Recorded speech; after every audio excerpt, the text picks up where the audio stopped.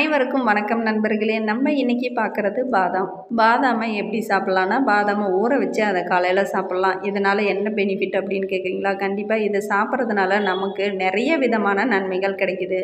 உடல் ஆரோக்கியமாக இருக்கிறது மட்டுமல்லாமல் எல்லாரும் இப்போ ரொம்ப எதிர்பார்க்குற ஒரு விஷயம் அப்படின்னா ஞாபக மறதி. இந்த ஞாபக மறதினால தான் இப்போ நிறைய பேர் நிறைய பிரச்சனைக்கு உள்ளாயிருக்கோம். அதை சரி பண்ணுறதுக்கு இந்த பாதாம் ஒரு நல்ல ரெமடியாக சொல்கிறாங்க. இந்த பாதாமை நம்ம தொடர்ந்து சாப்பிட்றதுனால ஞாபக மறதி பிரச்சனை குறைவதாகவும் பல ஆராய்ச்சியாளர்கள் சொல்கிறாங்க.